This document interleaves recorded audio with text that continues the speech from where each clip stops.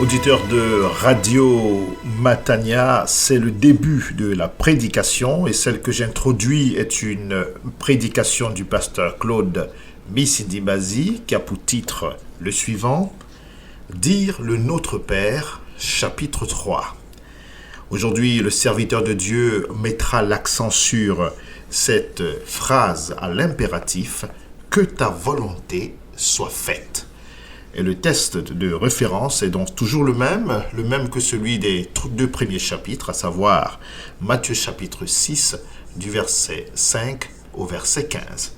Que ta volonté soit faite est une expression, donc une phrase à l'impératif qui découle de ce qui suit. Tout ce que le Seigneur veut, il le fait. Comme cela est précisé dans le psaume chapitre 135, verset 6, tout ce que le Seigneur, l'Éternel, veut, il le fait. Alors, comment comprendre cette phrase à l'impératif « que ta volonté soit faite » ? La réponse, vous la trouverez en écoutant cette prédication que je vous recommande vivement. Donc, dire le Notre Père, chapitre 3, « que ta volonté soit faite » Matthieu chapitre 6, du verset 5 au verset 15.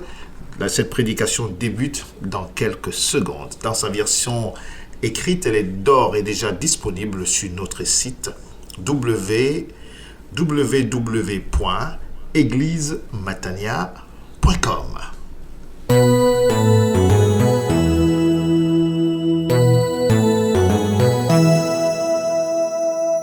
Ouvrons nos Bibles pour lire ensemble une fois de plus Matthieu chapitre 6,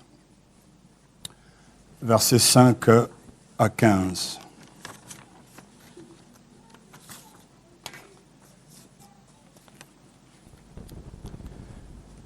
Accueillons la parole de Dieu. Lorsque vous priez, ne soyez pas comme les hypocrites qui aiment à prier debout dans les synagogues et au coin des rues pour se montrer aux hommes. En vérité, je vous le dis, ils ont reçu leur récompense. Mais toi, quand tu pries, entre dans ta chambre, ferme ta porte et prie ton Père qui est dans le lieu secret. Et ton Père qui voit dans le secret te le rendra. En priant, ne multipliez pas de vaines paroles comme les païens qui s'imaginent qu'à force de paroles, ils seront exaucés. Ne leur ressemblez pas, car votre Père sait de quoi vous avez besoin avant que vous lui demandiez. Voici donc comment vous devez prier. Notre Père qui est aux cieux, que ton nom soit sanctifié, que ton règne vienne, que ta volonté soit faite sur la terre comme au ciel. Donne-nous aujourd'hui notre pain quotidien.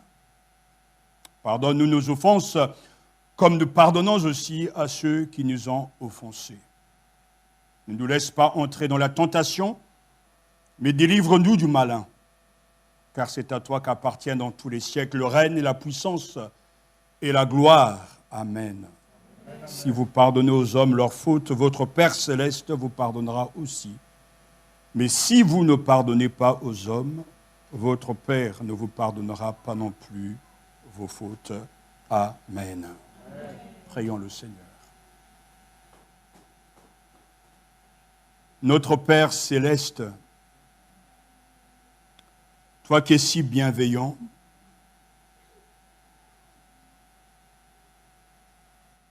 nous te prions de nous accueillir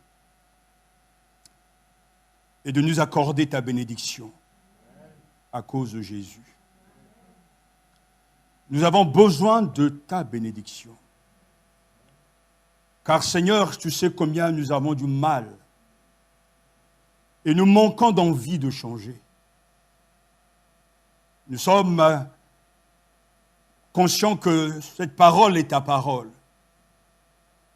Mais toi, tu sais que nous n'avons pas envie de t'écouter ni de t'obéir. Accorde-nous la grâce ce matin, par la puissance de ton esprit, d'accepter tes corrections tes conseils et tes commandements. La prière doit nous changer. Et nous devons sortir de ce lieu meilleur et plus puissant que les païens. Nous te prions donc que cette parole soit accueillie avec foi, avec sincérité. Sanctifie-nous par ta vérité. Ta parole est la vérité. Amen. Asseyez-vous. Ce jeudi, je priais pour vous et une voix intérieure m'a dit que le Saint-Esprit, que ce peuple ne va pas t'écouter. Ils ont décidé de faire ce qu'ils ont envie de faire. Dans leur cœur, il y a des dieux, il y a des idoles. Ils viennent au culte, chantent les cantiques, prient, prêchent. Mais dès qu'ils retournent chez eux, tout ce qu'ils ont entendu est rangé dans un placard. Ils repartent dans leurs mauvaises habitudes, dans leur définition de ce qu'est la foi. Et j'ai posé cette question au Seigneur, mais pourquoi prêcher lorsque l'on sait que le peuple ne veut pas écouter? Ma réponse, c'est que la prédication glorifie toujours Dieu. Dans les non et les oui, Dieu se glorifie toujours. Mais j'ose croire ce matin que vous allez changer. En tant que père spirituel et en tant que papa, je connais les difficultés à élever des enfants. J'étais un jour à Washington et un couple est venu me voir. Ils ont 3 enfants. La dernière était vraiment, elle est gentille, facile à gérer et très reconnaissante. Mais les 2 premiers, ce sont des cas compliqués. Et je n'oublierai jamais le regard de cette sœur. Me dire, pasteur, je regrette d'avoir eu autant d'enfants. Lorsqu'un enfant fait la joie de son père et de sa mère, le foyer est un véritable bonheur. Mais il y a des enfants, ce sont des vraies souffrances. Ce moment m'a beaucoup marqué parce que je vois le Père Céleste qui souffre de ce qu'il regarde ses enfants, des enfants qu'il aime, mais qu'il n'écoute pas. Pour un papa, c'est compliqué de dire toujours la même chose à l'enfant: éteins la lumière, ferme les portes, ne répète pas les mêmes choses. Et combien ceux qui sont parents ici savent de quoi je parle? On sait perdre patience parce que l'enfant répète les mêmes sales habitudes. Notre Père Céleste est bon. Et il souffre lorsque nous répétons les mêmes choses.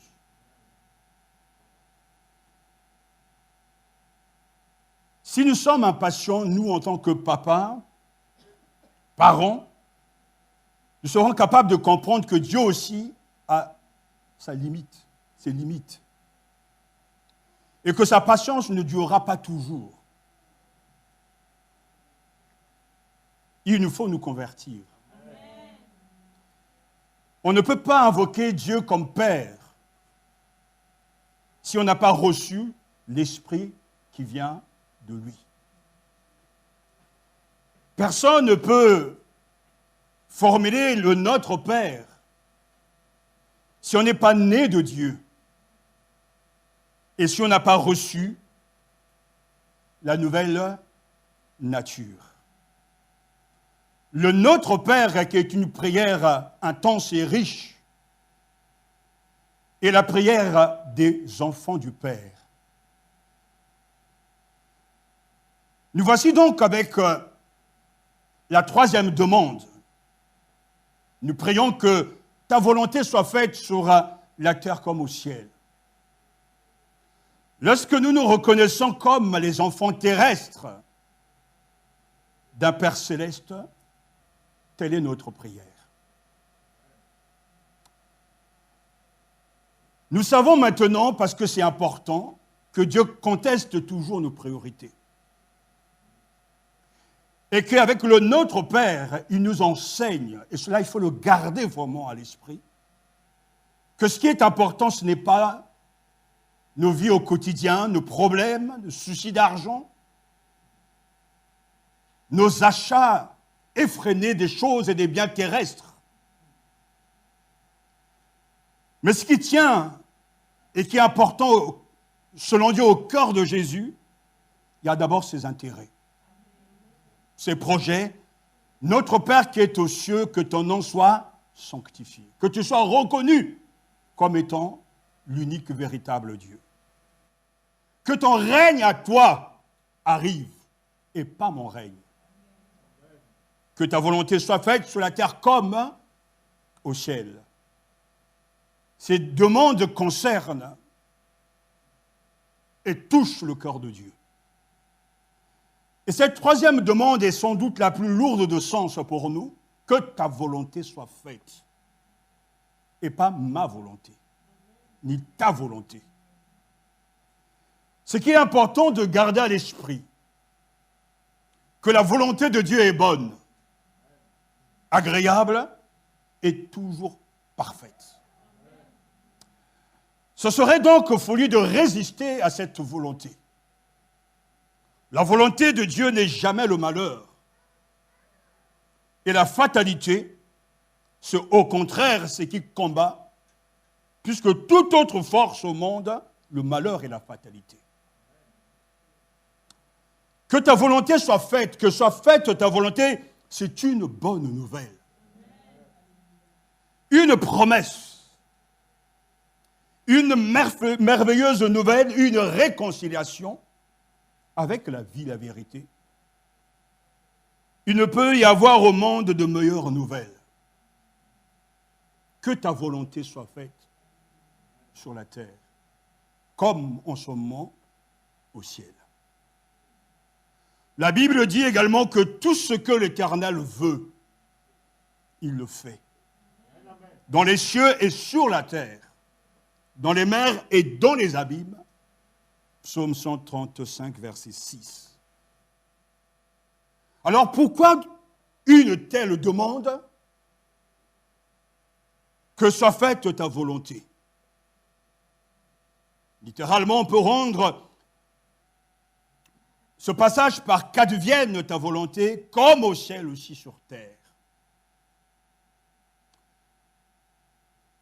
Cette demande, comme les deux autres, est formulée d'abord à l'impératif aoriste passif. La forme à l'impératif aoriste passif exprime l'idée d'une action que Dieu seul peut mener à chef. Il n'y a que Dieu qui peut faire et accomplir cette demande. L'homme ne peut donc que souhaiter, ou comme ici demander dans la prière, « Fais Seigneur que ta volonté soit accomplie ». La Bible nous enseigne que la volonté de Dieu, c'est bien sûr la volonté révélée dans la parole de Dieu. On pourra dire que toute la Bible est la volonté révélée de Dieu. Elle n'est pas cette volonté cachée, mais elle est révélée. Tout un chacun sait, en lisant la Bible, ce que Dieu attend de tout un chacun. Et dire que soit faite ta volonté sur la terre comme au ciel, c'est demander au Père Céleste la joie, le bonheur de l'obéissance à sa volonté révélée. Il doit avoir de la joie. Le chrétien doit être heureux d'obéir et de faire ce que son Père Céleste lui exige. Lorsque je vois mes enfants m'écouter, lorsque je vois nos enfants écouter leur mère, nous sommes heureux. Lorsqu'ils acceptent l'éducation, les conseils, la discipline, nous sommes heureux de les voir s'épanouir. Notre Père Céleste est heureux lorsqu'il regarde ses enfants suivre ses commandements. Et c'est pour ça que j'insiste que la volonté de Dieu n'est pas là pour nous écraser. Il doit avoir de la joie, de l'excitation, de pouvoir faire ce que Dieu attend de toi. Que ta volonté soit faite. Jésus lui-même est le modèle parfait de cette prière exaucée. La formule complète que ta volonté soit faite se retrouve dans 3 passages. Le dernier passage, c'est bien sûr Jésus à Gethsémane, Matthieu chapitre 26, verset 42. Un moment fort et intense où il est écrit qu'il s'éloigna une seconde fois et pria ainsi: mon Père, s'il n'est pas possible que cette coupe s'éloigne sans que je la boive, que ta volonté soit faite. Matthieu écrira également que ce n'est pas en me disant Seigneur, Seigneur, qu'on entrera dans le royaume des cieux, mais en faisant la volonté de mon Père qui est aux cieux. Matthieu chapitre 7, verset 21. Ainsi, ce n'est pas le fait de dire Seigneur et Seigneur, mais il s'agit de faire la volonté du Père qui est dans les cieux. C'est à travers l'accomplissement de la volonté de Dieu que s'effectue la venue du royaume de Dieu, du règne de Dieu, et que l'on entre dans le royaume de Dieu. Ce n'est pas nos bons sentiments. Ce ne sont pas nos prières. Ce ne sont pas nos prédications, mais c'est de pratiquer la parole de Dieu, de faire ce que Dieu attend de tout un chacun. Ne pas accomplir la volonté de Dieu, c'est se contenter de dire « Seigneur, Seigneur ». Et c'est facile, n'est-ce pas, de répéter les mêmes choses comme un perroquet, mais c'est tout autre chose que d'obéir au commandement de Dieu. Un second passage présente et nous donne de comprendre ce que Jésus nous dit, que ta volonté soit faite. Matthieu chapitre 12, versets 49 à 50,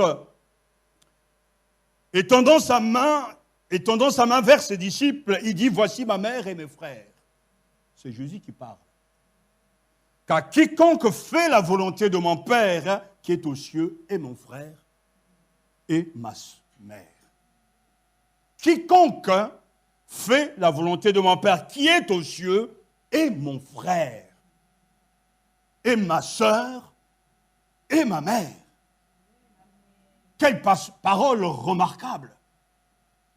Nous sommes les frères, les sœurs, les mères de Jésus lorsque nous faisons la volonté de notre Père céleste.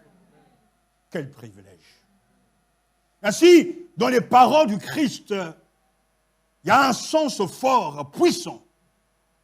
Il y a un appel à une association, à une communion avec lui. Tu es mon frère, tu es ma sœur. Et toi qui es plus âgé que moi, tu es ma mère, tu es mon père, lorsque tu fais la volonté de mon Père qui est dans les cieux. Après avoir prié que ton règne vienne, Nous prions donc, fais-toi bientôt obéir de tous les hommes.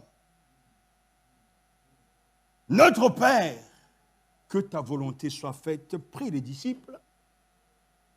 Mon Père, que ta volonté soit faite, prie Jésus. C'est la même chose. Mais j'aimerais attirer votre attention, une fois de plus, et rechercher à répondre à cette question, comment la volonté du Père sera-t-elle faite? Contemplant le Christ. Matthieu en fournit une illustration modèle dans l'attitude que fut celle de Jésus au moment où sa mission allait basculer dans la passion. Jésus est à Gethsémane. C'est un récit qui m'a toujours bouleversé. Et je veux me retenir pour verser des larmes, parce que ça me touche profondément. Jésus monte à Jérusalem pour y être crucifié. Il durcit sa face. Il sait ce qu'il attend, mais il désire et il veut y aller. Parce qu'il aime son Père et qu'il est obéissant. Le chrétien qui prie, ici, demande le bonheur de l'obéissance à une volonté révélée. Vous entendez? Que ta volonté soit faite sur la terre comme au ciel. Nul ne peut prier s'il n'a pas fusionné sa propre volonté à la volonté divine. C'est ce que Jésus nous montre.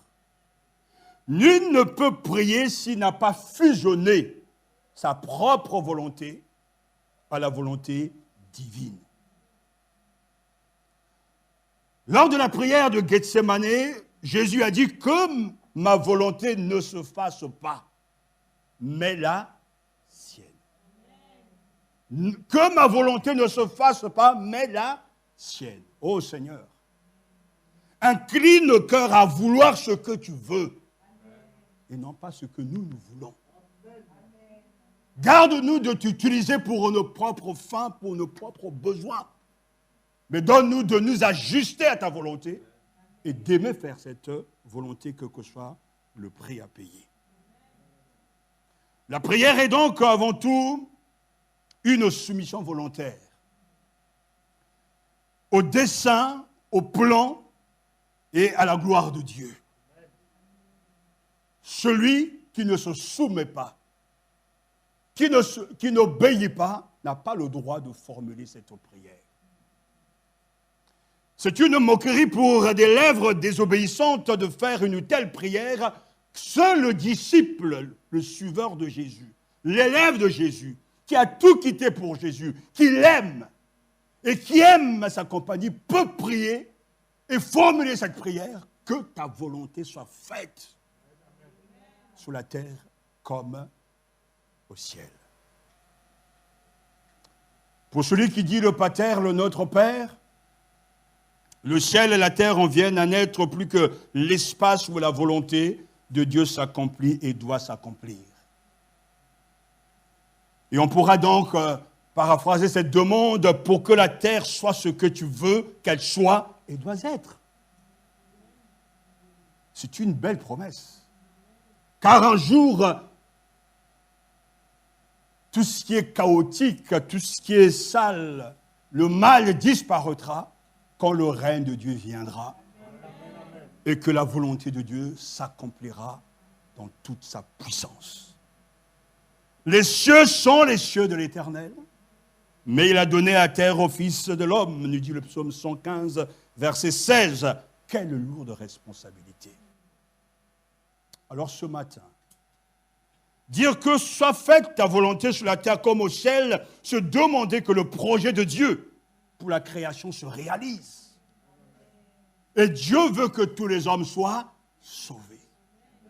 Et il veut te sauver ce matin. Il veut te donner le salut, la grâce de recevoir le pardon de tes péchés et d'être né de nouveau, de te délivrer de tes idoles qui te font chuter et te donner une porte d'espérance. Dieu veut que tous les hommes soient sauvés et parviennent à la connaissance de quoi? De la vérité. Vous connaîtrez la vérité et la vérité vous rendra libre. 1 Timothée chapitre 2 verset 4. Jésus est à Gethsémani.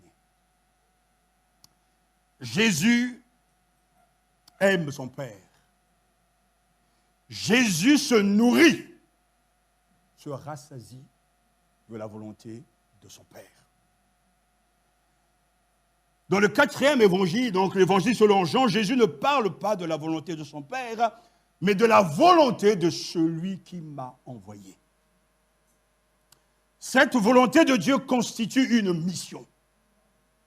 Jean chapitre 4, verset 34, Jésus leur dit, « Ma nourriture est de faire la volonté de celui qui m'a envoyé et d'accomplir son œuvre. » Retenez et méditez longuement ce verset. Si Jésus est réellement notre modèle et que nous avons décidé de le suivre, il y a réellement des décalages, des contradictions dans nos vies. Parce que quand nous contemplons le Christ, je le contemple par la foi. Il est mon modèle et le modèle de tous les croyants. Ce qui est important pour lui doit l'être dans le cœur de tout disciple. Ses priorités doivent être les priorités de tout un chacun. Et Jésus dit, ma nourriture est de faire la volonté de celui qui m'a envoyé et d'accomplir son œuvre. C'est elle seule qu'il cherche, car il fait tout ce qui plaît à celui qui l'a envoyé. Et Jésus est venu pour donner la vie à ceux qui sont perdus. Ce qui est formidable, quand je le contemple, à force de le fréquenter, on le voit agir, parler. L'obéissance du Fils est communion de volonté avec le Père. L'obéissance du Fils est communion de volonté avec le Père. Retournant à Gethsémani, tout se joue là, que ta volonté soit faite. Il y a là comme une forme de contradiction, ce que je veux et ce que tu veux. Mais Jésus va surmonter le conflit, ce conflit intérieur en priant, Père, que ce ne soit pas ma volonté qui se fasse, mais là, la sienne.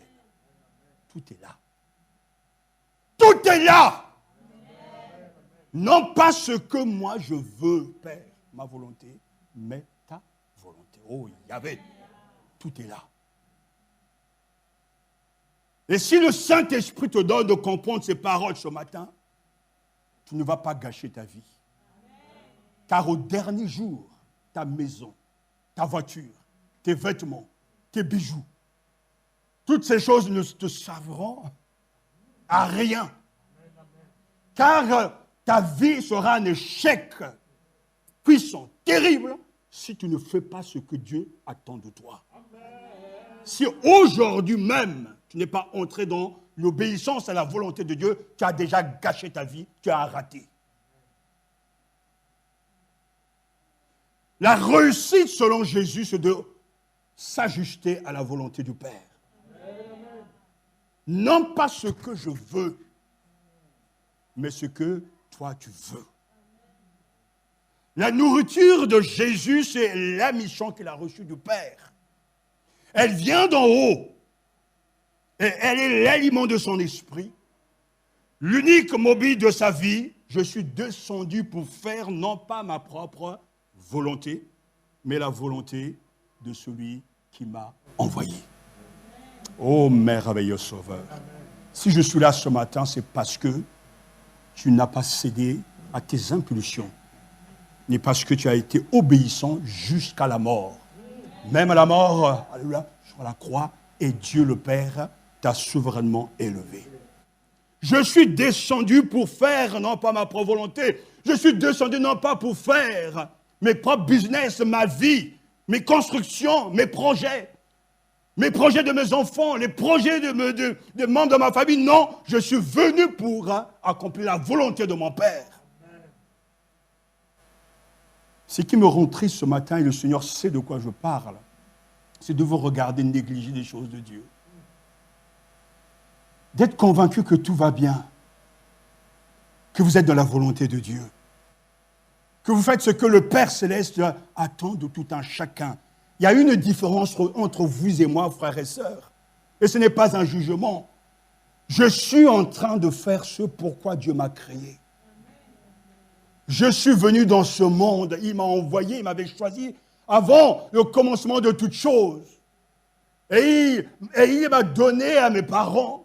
Et je suis venu pour un but que lui-même avait déjà défini et qui a été annoncé par un pasteur en prophétie, prêcher l'évangile. Et c'est ce que je suis en train de faire. Je ne suis pas troublé et inquiet par tout le reste, car ma réussite, c'est de faire ce que le Père me demande de faire. Et si tu es appelé à être comptable, médecin ou autre job, ce qui est important, c'est de œuvrer pour la gloire et la manifestation du royaume de Dieu. Tu n'es pas comptable pour gagner de l'argent, mais tu es comptable là où tu es pour être un disciple de Jésus qui va éclairer et amener au salut ceux qui ne connaissent pas le Christ. Tu ne vas pas au boulot pour d'abord gagner de l'argent, mais tu vas au boulot en tant que disciple de Jésus pour toucher tes collègues et amener la lumière de Dieu là où tu es. Mettre d'abord Dieu en premier. Faire la volonté de Dieu, c'est l'essentiel. Et de nos jours, c'est une réalité. Les gens n'ont rien à faire de ce que Dieu veut. Mais on utilise Dieu. C'est pour ça que l'évangile de la prospérité marche. Et on marchera toujours. Parce que les gens ne comprendront pas que Christ te sauve pour le servir. Christ te donne la vie éternelle pour que tu sois un témoin. Oh Seigneur, toi seul peux convertir les cœurs. Je te contemple ce matin et je peux aussi avoir confiance que ce que tu as décidé s'accomplira. Alors mon plus grand souci ce matin, c'est de quoi? C'est de faire de mon mieux ce que Dieu attend de moi. Et celui qui a compris la volonté de Dieu ne démissionne pas. Celui qui a compris la volonté de Dieu n'est pas infidèle comme beaucoup le sont.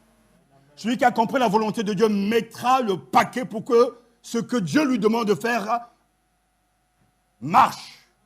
Celui qui a compris et qui comprend la volonté de Dieu fait en sorte que l'Église va dans le même sens. Non pas ce que je veux, mais ce que tu veux. Je te dis ce matin, ne prenons jamais cette prière quand tu ne veux pas et tu n'es pas prêt à agir. Parce qu'il y a des gens à qui Dieu ne pourra jamais parler parce qu'ils ne sont pas suffisamment consacrés. Jésus a tout abandonné. Ces derniers temps, ces derniers mois, le Seigneur me bouscule énormément parce que je remets en question ce christianisme sans œuvre. Où les gens disent beaucoup de choses, mais il n'y a pas d'acte, il n'y a pas de pratique. Il n'y a pas de changement. Je regarde, et c'est pour ça que cet exercice de fréquenter Jésus est une bénédiction pour mon âme. Et je bénis Dieu de ce qu'avec mon épouse, on cherche le meilleur de l'Église. Mais j'observe, on regarde, on parle avec d'autres pasteurs, on prend de nouvelles d'autres églises. Il y a ce drame que les gens sont là pour faire ce qu'ils ont envie de faire. Et non pas pour faire ce que Dieu attend d'eux. Prends ta croix et suis-moi. Je regarde mon Christ et je suis toujours étonné.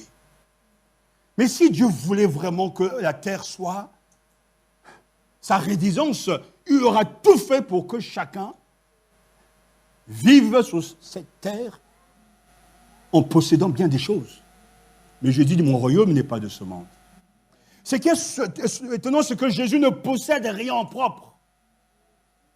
Il est seulement l'envoyé de Dieu. Ses pensées et ses projets sont les pensées et les projets de Dieu. Les paroles qu'il transmet ne sont pas les siennes, mais celles du Père. Il n'accomplit pas d'œuvres personnelles, mais les œuvres du Père. Il ne fait pas sa propre volonté, mais celle de celui qui l'a envoyé. Et la question que je te pose ce matin, quel que soit ton emploi, est-ce que tu fais la volonté du Père? J'ai envie de faire lever les mains pour voir chacun dire, oui, mais je sais, mais je me te pose la question, mais quelle est cette volonté dans ta vie? Et quels sont les fruits de ton obéissance à la volonté de Dieu?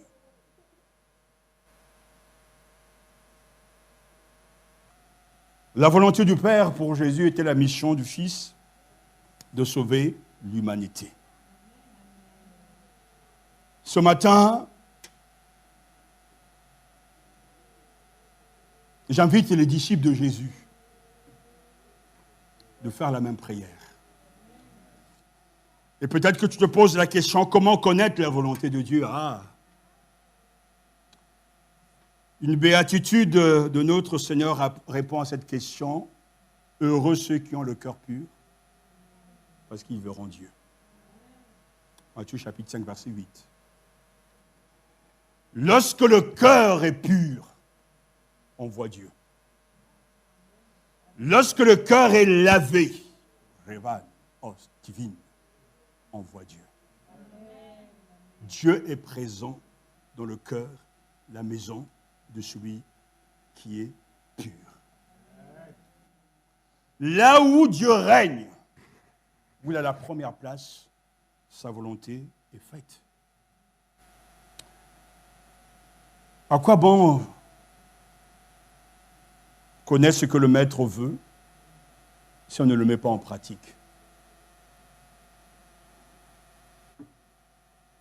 Le serviteur qui ayant connu la volonté de son maître n'a rien préparé, n'a pas agi selon sa volonté, sera battu d'un grand nombre de coups. Luc chapitre 12, verset 47.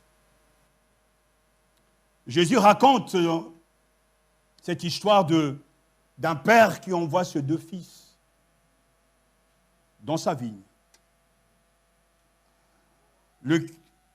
Au premier, il dit va, et il dit non. Et un autre qui dit oui, je vais le faire, mais il ne va pas. Mais celui qui a dit non, pris de remords, va aller quand même. Et Jésus conclut, lequel de Dieu a fait la volonté du Père? Il répondit, le premier.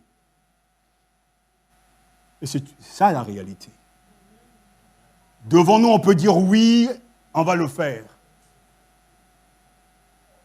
Mais devant le Père qui voit tout, on ne fait rien.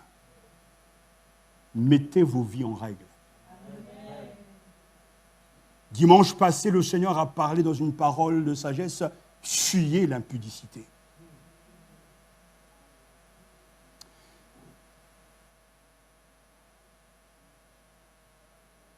La volonté de Dieu, elle est bonne.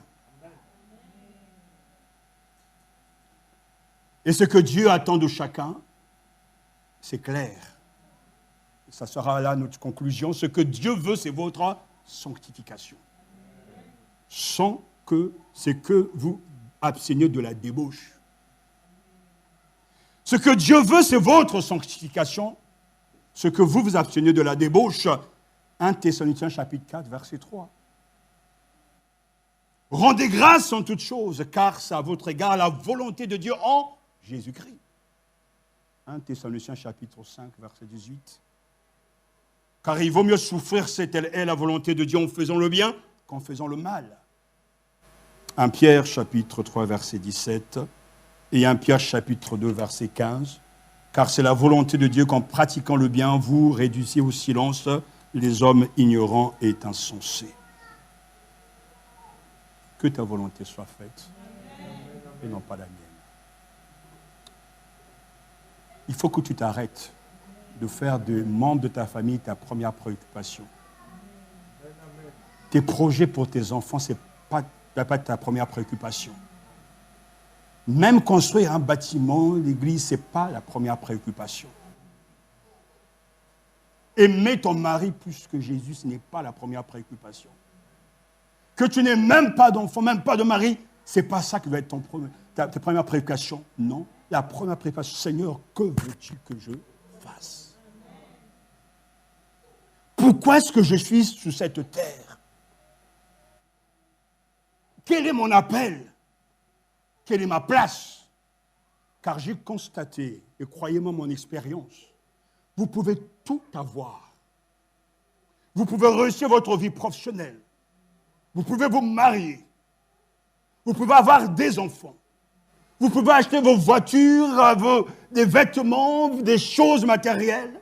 Vous ne serez jamais, jamais, jamais heureux lorsque vous n'êtes pas dans la volonté de Dieu. Amen. Croyez-moi. Il y a de la joie, comme vous me voyez. Il y a de la joie quand je fais ce que j'ai à faire. Il y a des louanges dans ma maison parce que nous sommes conscients que ce que nous sommes en train de faire est pour la gloire de Dieu. La volonté de Dieu n'est jamais facile, mais elle est bonne. Elle est toujours bonne. Ce que Dieu veut, c'est quelque chose qui doit nous tenir à cœur. Le mystère de sa volonté, c'est de nous voir réussir. Mais ce matin, changer de vie. Parce que je sais que je parle. Et si j'ai comme ami Jérémie, ce que Jérémie a été envoyé par Dieu, puis dit, mais ils ne t'écouteront pas, mais parle quand même, arrache. Je sais et nous avons confiance que même si 2 disciples pouvaient sortir de cette assemblée, nous avons réussi notre ministère.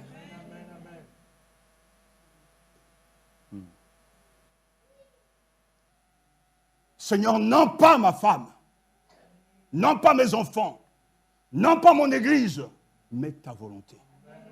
Seigneur, si c'est le chemin, un chemin de croix, un chemin de souffrance, un chemin d'humiliation, ta volonté. Même s'il y a des larmes et des blessures tout au long de mon cheminement, dans ta volonté, Seigneur, je l'accepte, non pas ma volonté, mais ta volonté. Ta volonté, Seigneur. Nous quitterons tous cette terre et on laissera un héritage spirituel ou non spirituel. Et comme dans ce témoignage où frère André, il y a cet écriteau justement qu'il a voulu lui-même, c'était simplement un disciple de Jésus. Oui, un disciple de Jésus. Je sais que vous ne faites pas la volonté de Dieu. La nuit, je dors, le Saint-Esprit ouvre les yeux spirituels, il parle. Chacun fait ce qu'il veut. Il m'a montré dès le début que les gens jouent à cette comédie que Jésus veut absolument casser. Ne soyez pas comme les hypocrites, comme des comédiens avec un masque. Mais c'est qu'ils oublient ce que celui qui a les yeux, qui voit tout, communique quelquefois à ses serviteurs, à ses servantes, la vision de l'au-delà. Comment pouvez-vous ne pas changer? Comment pouvez-vous vous agripper à ce qui est terrestre? Comment est-ce que vous continuez de rejeter, de remettre encore à plus tard ce qu'il faut faire aujourd'hui? Non pas ce que je veux, mais ce que tu veux. Oh Seigneur, aide ton peuple. Bénis ton Église. Parce que ce matin, dans cette salle, il y a des gens qui ont des problèmes, des soucis, des problèmes d'argent, de logement, des problèmes physiques, maladies. Mais ce matin, s'il vous plaît, mettez Dieu en premier. Et vous verrez tout le reste va s'ajuster par rapport à l'obéissance. Vous n'aurez même pas besoin de prier longtemps pour que Dieu vous écoute, parce que vous faites ce qui est dans sa volonté. Non pas ce que je veux. Que Dieu nous donne la grâce avec mon épouse et nos enfants de continuer jusqu'à la fin, Seigneur, de chercher toujours à faire ta volonté. Toujours. Je n'échouerai jamais. Au nom de Jésus, mon Sauveur. J'aimerais vous dire, c'est là ma plus grande consolation, ma plus grande force. Ce ne sont pas mes capacités, mais de savoir que dès le commencement, le Père m'avait choisi pour un but précis et qu'il m'a donné la grâce d'entrer dans ce but. Ça, personne ne pourra m'enlever. On pourra me juger, me critiquer, mais ça, on ne pourra jamais m'enlever. Car c'est le Père qui envoie. Et c'est le même Père qui précise ce qu'il faut faire. Dieu a un projet pour toi. Il a un plan. Mais tu ne pourras jamais y entrer, le comprendre, tant que tu ne décideras pas de lui donner la première place. Cela ne dépend que de toi. Je disais à quelqu'un, il faut cesser de mettre tout sous le dos du diable. Tu sais ce qu'il faut faire. Ce que nous devons faire est dans la Bible, que ta volonté soit faite. Et non pas la mienne. Moi et moi.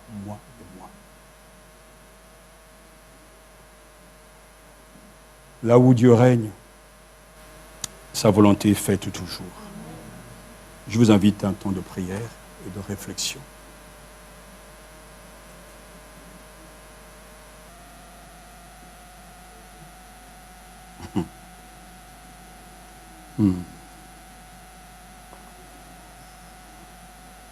Non pas ce que je veux, Seigneur, mais ce que tu veux.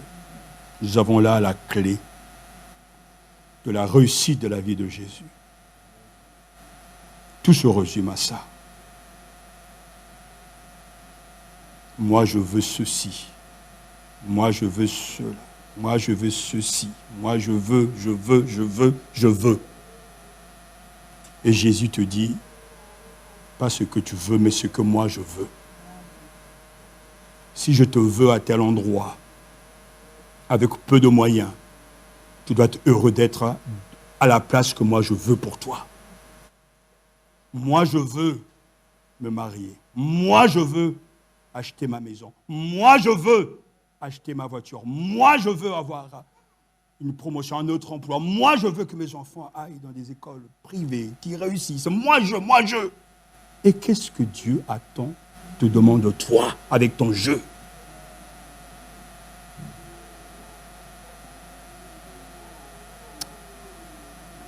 Je vous invite à prier, à demander au Seigneur de vous donner un cœur nouveau. Amen. Un cœur nouveau. Amen.